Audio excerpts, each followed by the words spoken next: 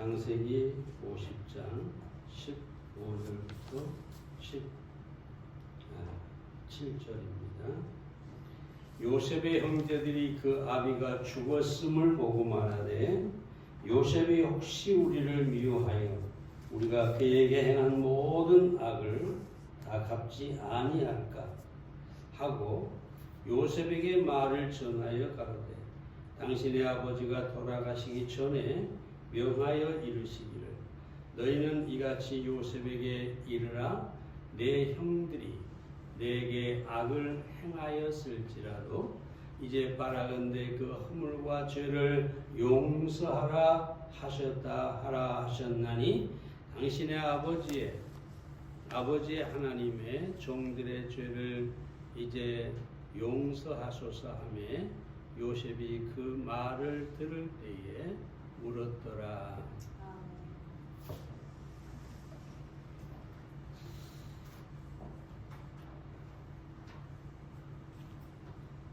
요셉과 그 형제들이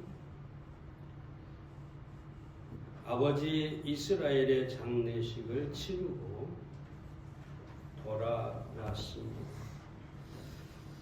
그런데 그 형제들이 불안해지기 시작했습니다. 왜냐하면 아버지가 살아계실 때는 자기들의 허물을 요셉이 용서한 것처럼 보였지만 아버지가 이제 돌아가셨으니 자기들이 요셉을 판 그 죄를 묻지 않겠느냐. 그래서 이 형제들이 요셉 앞에 심부름꾼을 보내서 형들을 용서해 달라고 이야기하죠. 그래도 안심이 안 되니까 직접 찾아가서 요셉 앞에 엎드려 우리는 당신의 종이라고 고백을 하죠. 그리고 용서를 구하고 있습니다. 오늘 본문에 있는 말씀에 보면 요셉이 그 형제들을 용서했다는 사실을 우리가 잘 알죠. 또 이 용서에 대한 이야기를 저희가 아마 자주 보았을 것 같아요. 그렇지만 우리가 창세기 강의를 마치면서 이 요셉의 용서에 대해서 우리가 살펴보고 교훈을 받고자 합니다. 첫째로 형제들의 회개와 변화 때문에 요셉이 용서했습니다. 15절 말씀을 봅니다. 요셉의 형제들이 그 아비가 죽었음을 보고 말하되 요셉이 혹시 우리를 미워하여 우리가 그에게 행한 모든 악을 다 갚지나 아니할까 하고 형제들은 요셉이 자기들에게 죄값을 요구하지 않을까 심히 두려웠지요. 더구나 아버지도 계시지 않기 때문에 참 두려움 가운데서 요셉 앞에 엎드린 것을 우리가 보게 되는데요. 사실 우리가 창세기 43장으로 돌아가 보면 형제들이 요셉에게 곡식을 사러 왔을 때 시험을 통해서 그들을 이미 용서한 것을 우리가 알게 되죠. 무엇으로 시험했습니까? 먼저 음식으로 시험했어요. 모든 형제들을 앉혀놓고 베냐민의 앞에 가장 많은 음식을 베풀어 주었어요. 이건 무엇에 대한 시험일까요? 바로 질투에 대한 시험이죠.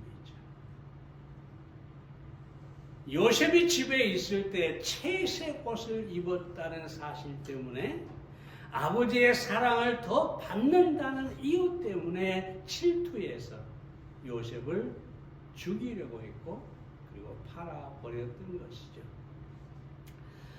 뿐만 아니라 무엇으로 또 시험을 합니까? 은장을 통해서 시험합니다.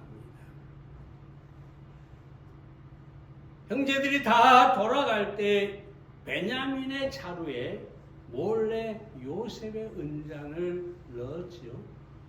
그리고 쫓아가서 왜 은장을 도적질했느냐라고 추궁을 합니다. 그때 베냐민의 자루에서 은장이 발견됐고 베냐민이 도둑이 되어 이제 자기의 종이 될 것이라고 얘기를 합니다. 그때 유다가 나서서 이렇게 얘기합니다. 창세기 43장 33절에 보면 청컨대 주의 종으로 아이를 대신하여 있어서 주의 종이 되게 하시고 아이는 형제와 함께 도로 올려 보내소서. 이 베냐민을 대신해서 유다가 자기가 대신 종이 되겠다고 하죠. 이것을 통해서 요셉은 형제들이 자기의 친동생 베냐민을 얼마나 아끼고 사랑하는지 알게 됩니다. 바로 이런 것들이 그들이 요셉을 팔고 회개했다라는 사실을 우리가 지금 볼 수가 있게 되는 것이죠. 여러분, 용서라는 것은 회개가 선행되어야 합니다. 이사야 55장 6절과 7절에 보면 너희는 여호와를 만날 만한 때에 찾으라. 가까이 계실 때 그를 부르라. 악인은 그 길을 불의한 자는 그 생각을 버리고 여호와께로 돌아오라. 그리하면 그가 긍휼히 여기시리라. 우리 하나님께로 나아오라. 그가 널리 용서하시리라. 이 말씀 속에서 우리가 찾을 수 있는 것이 뭐냐? 용서를 받으려면 반드시 하나님께로 돌아오는 회개가 먼저 있어야 한다는 것입니다. 예수님께서 세상에 오시기 전에 먼저 침례 요한을 보내 뭘 전하겠습니까? 회개하라. 회개하라. 예수님께서도 첫 설교를 뭘로 하셨느냐? 회개하라.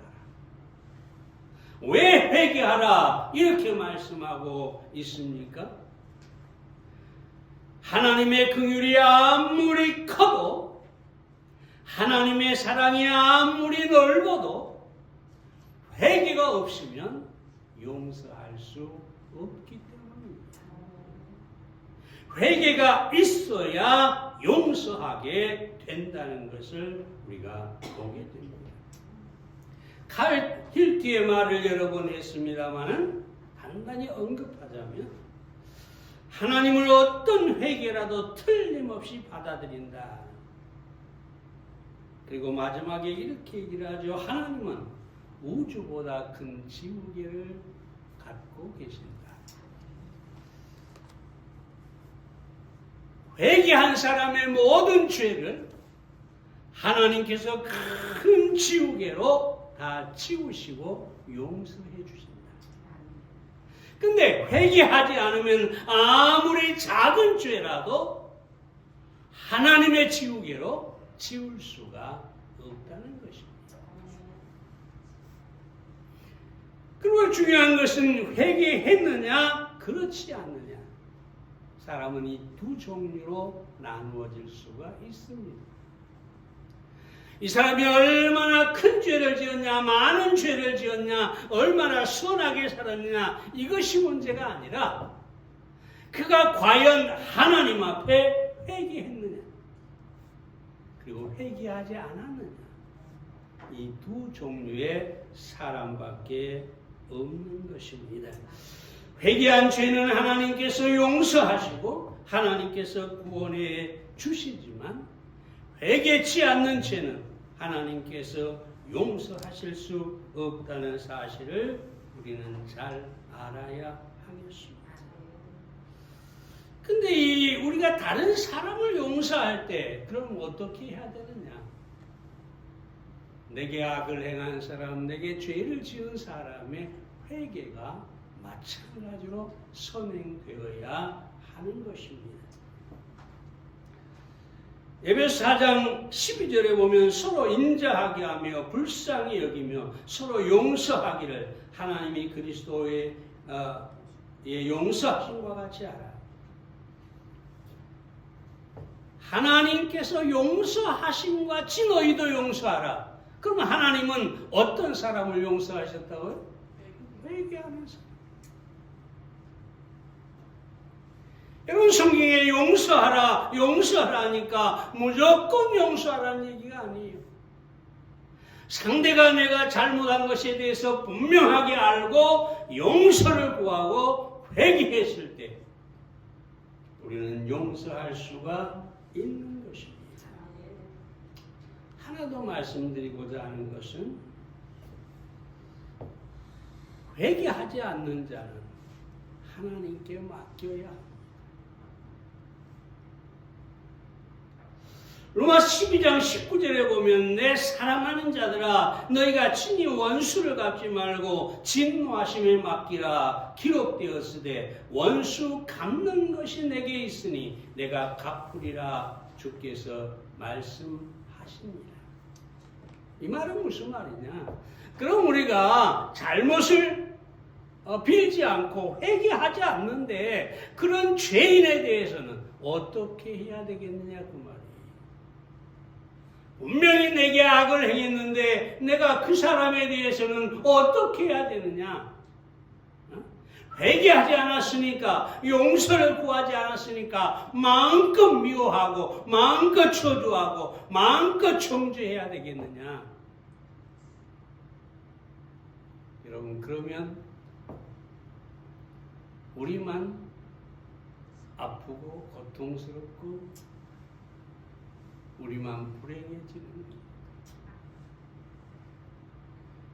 거예요. 매일 순간순간마다 내게 악을 행한 사람을 떠올리고 저주하고 미워하고, 여러분, 그건 정말 불행한 일이에요. 그래서 우리가 어떻게 해야 되느냐? 회개하지 않고 용서를 구하지 않는 죄인은 하나님께 맡겨야 합니다. 하나님께서 친히 원수를 갚아 주신다고 하십니다. 그럼 여러분, 하나님께서 친히 원수를 갚으신다. 그 사람에게는 정말로 불행한 일입니다. 그렇죠? 사람도 아니고 하나님이 죄값을 물은다는데, 심판하신다는데, 지옥에 보낸다는데 그것처럼 불행한 일이 어디 있겠어요? 그래서 우리는 용서를 구하는 사람에게, 회개한 사람에게 우리는 용서를 기꺼이 베풀어야 되지만, 그렇지 않는 사람들에 대해서는 미워하고 저주하고 정죄하지 마시고 하나님께 맡겨버려야 돼요. 내 마음에서 하나님께 그것을 맡겨버리면 내 마음은 그 미움, 그 저주, 거기에서 자유롭게 되겠죠. 내 마음이 평안해지겠죠. 결코 어떤 사람 때문에 내가 불행한 일이 없게 해야 하는 것입니다. 바로 그 비결이 뭐냐, 방법이 뭐냐, 하나님께 맡겨버리는 것입니다. 저는 회개가 선행되어야 용서가 됩니다. 어떤 사람이 회개하지 않을 때는 우리가 하나님께 맡겨야 합니다.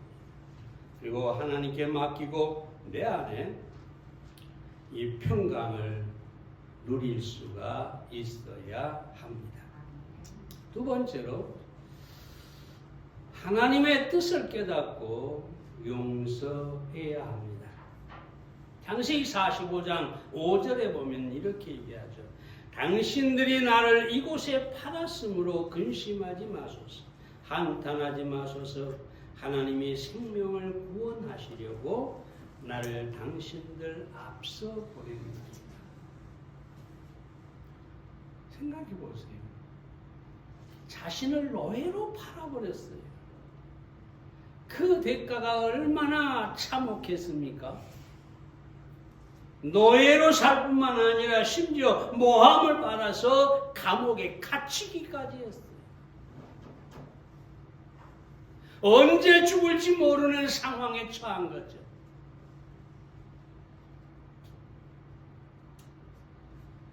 근데 요셉이 뭐라고 합니까? 근심하지 마라. 한탄하지 마라. 하나님의 생명을 구원하려고 나를 당신들 앞에 보냈나이다. 오늘 본문에서도 장식 5장 20절에서도 당신은 나를 해하려 하였으나 하나님은 그것을 선으로 바꾸사 오늘날과 같이 만민의 생명을 구원하시게 하려 하셨나이다.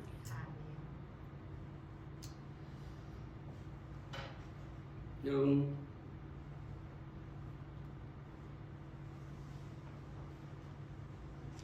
우리가 어떤 사람들이 나를 해할 때, 해했을 때, 우리는 두 가지로 생각해야 합니다. 먼저는 모든 것은 하나님의 뜻 가운데 있다.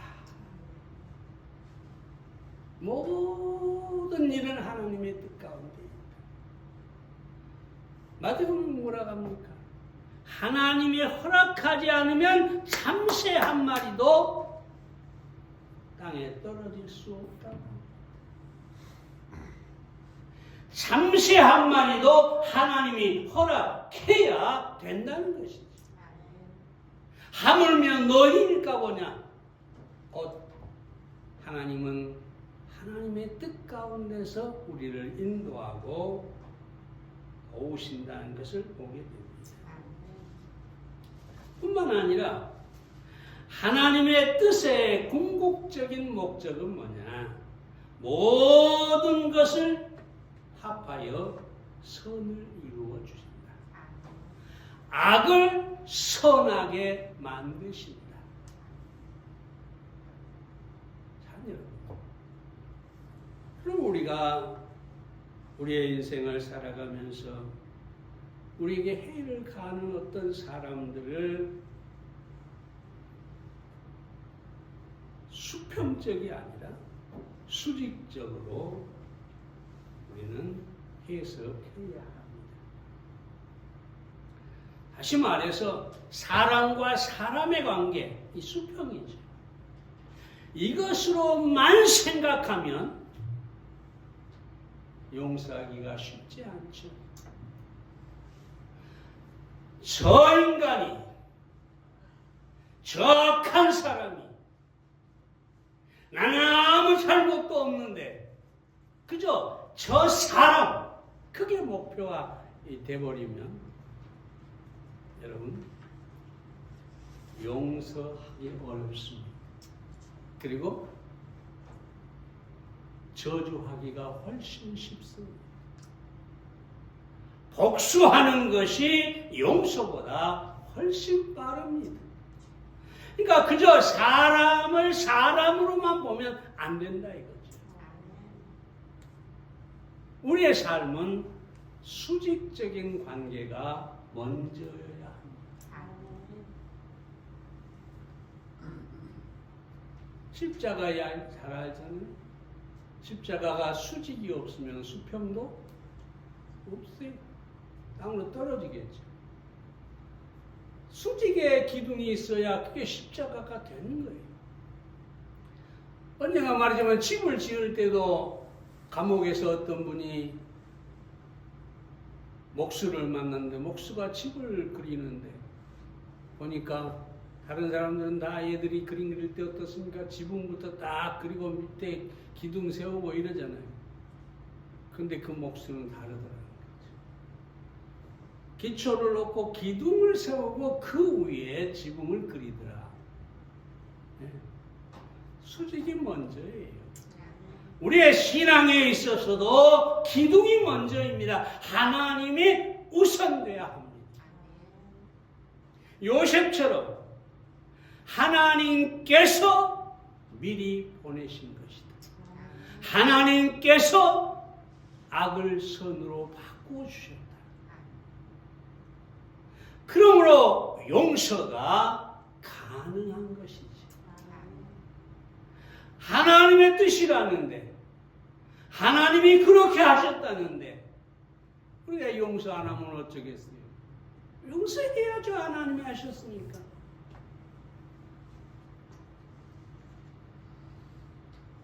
어떤 학교의 선생님이 학생들에게 1부터 100까지 더해라.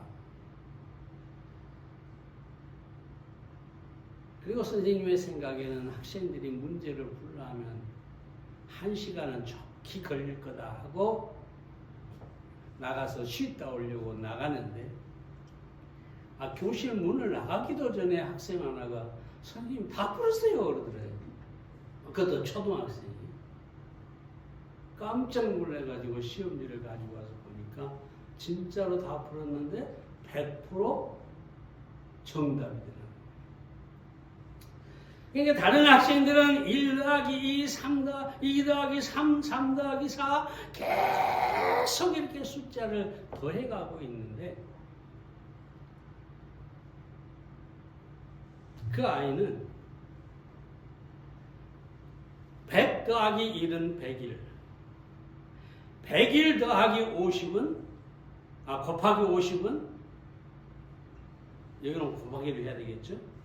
550. 딱 2번 푸니까 정답이 나와버린 거예요. 우리는요, 정답을 잘 몰라요. 정답을 몰라. 그러니까 살아가면서 어려운 일을 만나거나 어떤 다른 악을 행하는 사람을 만나거나 이러다 보면 그 문제가 왜 생겼는지 그 문제를 풀려고 발버둥을 쳐요. 근데 하나님은 이미 문제를 답을 다 알고 계세요. 요셉이 노예가 되고 요셉이 감옥에 들어가고 근데 하나님은 그 요셉이 결국은 애굽의 총리가 될 정답을 알고 계신다는 거죠.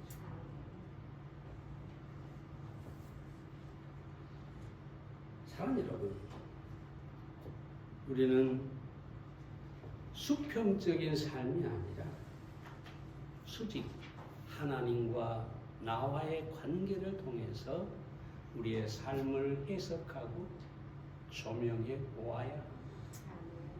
그러면 모든 것을 하나님께 맡기게 되겠죠. 응?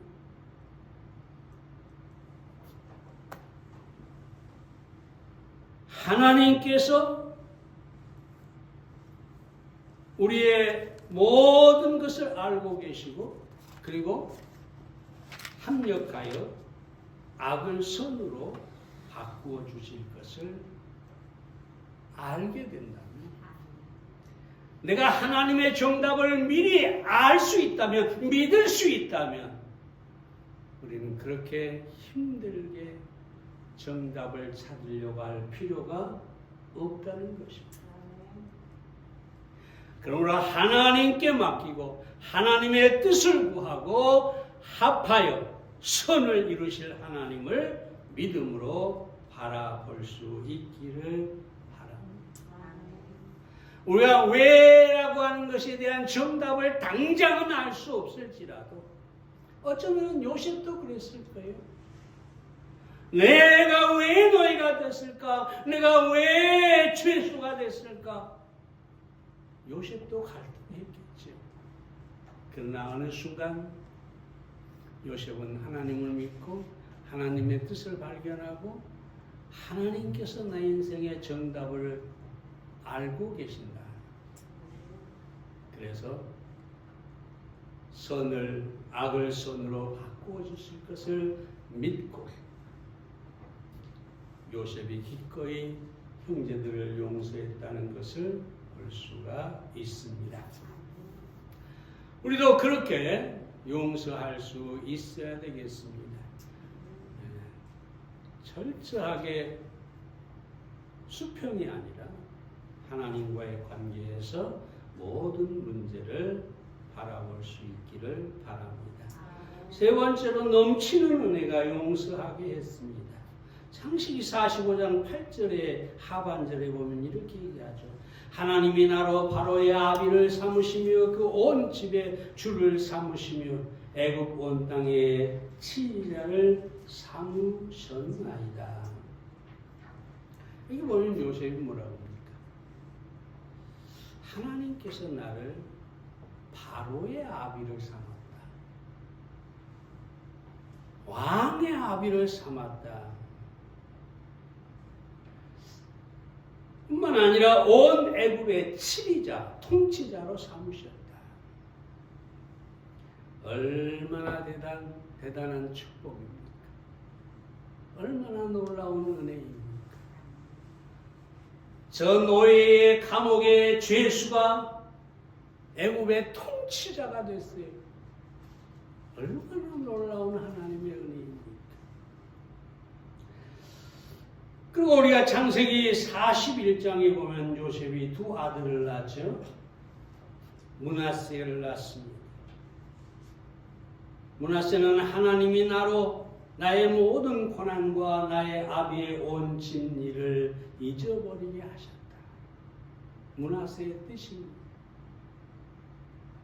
하나님께서 나의 모든 고통을 다 잊게 하셨다.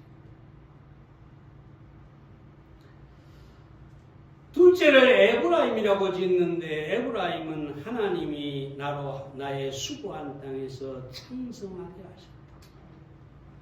내가 이 애굽 땅에서 수고했을 때 하나님께서 창성하게 아주 성공하게 하셨다 그 말이죠. 과거의 상처를 잊고 치유함을 받고 기꺼이 용서할 수 있는 비결이 뭐냐? 바로 이 축복, 이 은혜들입니다. 요셉이 지금 현재 너무나 놀라운 축복 가운데 하나님의 은혜 가운데 살고 있어요.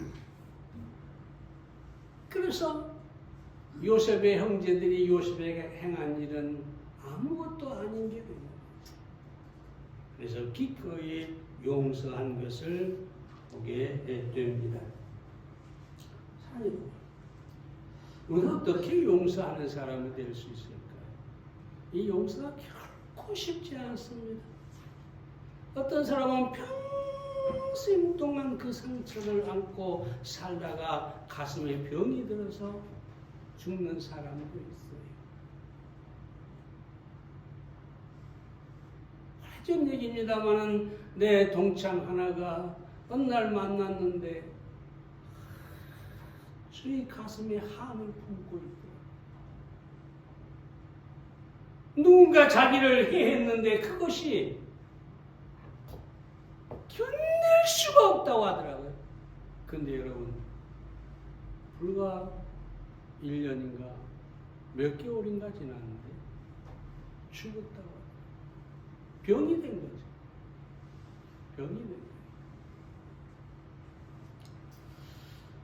근데 여러분 우리가 이런 모든 그 일들을 상처들을 이길 수 있는 비결이 뭐냐?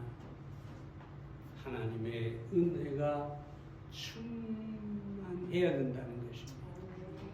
요셉을 보세요. 므낫세라고 지었잖아요. 나의 모든 고난과 나의 아비의 온 집안일을 잊어버리게 했다. 치료를 받았다는 거죠. 그 영혼이 그 고통에서 자유롭게 되었다는 것입니다. 참 여러분, 우리가 용서하는 사람이 되려면 하나님의 은혜가 우리 안에 가득 채워져야 합니다. 그렇다고 요셉처럼 대단한 권세를 갖거나 대단한 부를 누려야 된다, 그것이 아니죠. 우리 그리스도인은 십자가의 은혜, 그 보혈의 은혜, 그 구원의 은혜, 이 한 가지만 가지고도 우리의 마음에 은혜가 충만하게 됩니다. 세상의 모든 것을 용서할 수 있는 그런 사람이 충분히 될 수 있습니다. 그래서 우리는 다른 은혜보다, 다른 축복보다 우리의 영혼에 바로 주님으로 말미암은 그런 은혜, 축복이 넘쳐야 하는 것입니다. 성경은 뭐라고 합니까? 왜 하나님께서 우리를 용서하셨을까요? 하나님은 은혜가 풍성하시기 때문입니다. 부족함이 없으니까요. 그래서 우리가 성경을 찾아보면 계속 그렇게 얘기하잖아요. 에베소 1장 7절에 보면 우리가 그리스도 안에서 그 은혜의 풍성함을 따라 그 피로 말미암아 구속 죄 사함을 받아.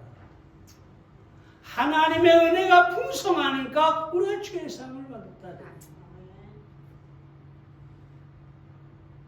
에베소 2장 5절에 보면 우리가 하나님의 은혜로 구원을 얻었다고 하죠. 2장 8절에도 마찬가지입니다. 그렇다면 우리가 하나님처럼 용서할 수 있으려면 우리 안에 하나님의 은혜가 가득 차야 합니다. 가득 차야 합니다. 언젠가 말씀드린 예화입니다만 또 유명한 예화고요. 이것만 말씀드리겠습니다. 워치만이라고 하는 중국의 아주 대단한 그리스도인이 있었죠. 책도 많이 쓰고 그런 분인데 이분이 어느 날 이런 얘기를 합니다. 강과 배와 암초 이야기입니다. 한 농부가 가뭄이 들었는데 종일 웅덩이에 물을 부어서 논에다 가득 채워놓고 아주 흡족한 마음으로 돌아갔어요. 다음날 새벽같이 나와서 보니까 자기 논에 물이 하나도 없고 아랫집 논에 물이 가득 차 있는 거예요. 화가 머리끝까지 났는데 그래도 나는 예수 믿는 사람이니까 하고 참고 또다시 자기 논에 물을 가득 채웠는데 다음날 가서 보니까 마찬가지로 아랫논에 물이 가득 차고 자기 논에는 물이 다 말라버린 거예요. 결국은 세 번째까지 그래가지고 어떻게 해야 될까? 이분이 그래도 참 놀라운 그리스도인이에요. 그냥 평범한 그리스도인 같았으면 쫓아가서 죽이네 살리네 이 도둑놈이네 어쩌니 막 그러겠죠. 근데 이분은 먼저 목사를 찾아갔어요. 워치만이를 찾아가요.